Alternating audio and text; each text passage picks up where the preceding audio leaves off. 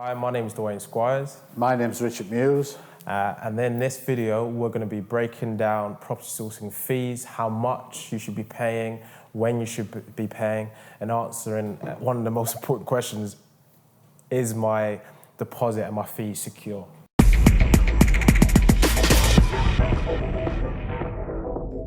So just to kick off with, the type of fees you should be paying for are various depending on the property sourcer and what their offer is for you. But at a high level, there's three main sourcing fees available. So one is a flat fee.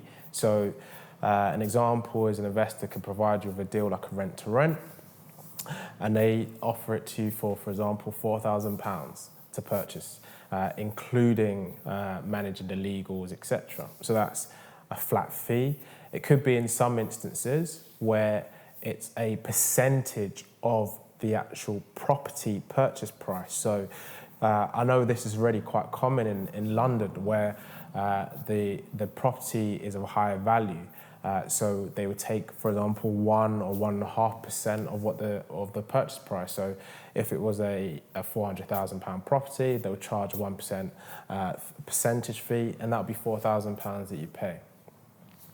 Now, also, and we've experienced this ourselves, is where in some deals, it could be where it's an agreement to actually split the profits. So you and the property source are effectively working together. So they're finding a deal, they'll be managing the refurbishment, whilst you'll be providing the capital investment. And rather than paying for a sourcing fee, you're splitting the profits at the end. And we've got, can you give an example of one, Richard, that we've done recently? I think, yes, we've done one down in Stockton-on-Tees where we sourced the deal, and we've got a joint venture buyer with an investor. And what it is we've refurbished the property and sold it, and we both take a share of the profits. So there's a fee there, and it's actually profit share. So it was quite good for both parties, win-win. Yeah, brilliant. And just going on to the next section, so when should these fees be paid? Well, I always say we always have to take a reservation fee, and that's a non-refundable, usually £1,000 down. Now that goes into our client account, and the investor signs the reservation form. Now, I say non-refundable, it puts some people off, but it is refundable in certain circumstances if there's bad title or there's something wrong with the contract. But if the buyer just pulls out for the sake of buying out, then I'm afraid they'll lose that deposit. It's like I said, it's held in a client account. The balance is usually paid on exchange of contracts, again into the client account, and as soon as the property is completed, all that money is released to us. So that's generally how it works. Yeah, and I think you made a really good point, and you raised it, which was some people question why a deposit should be non-refundable. Now, we did a video talking about below market value deals, as well as lease options, and you can link to it at the top. Now, we have to clarify, so with a vendor in these type of deals, you're not competing against other investors, it's off the market. Now, the way the deal's being secured is because it's based upon giving certainty to the vendor that they're going to get a sale. So it could be an example of a below market value deal. It was worth 80,000, we've got it for 60,000, and the vendor's given us that discount because the offer to them is certainty, speed.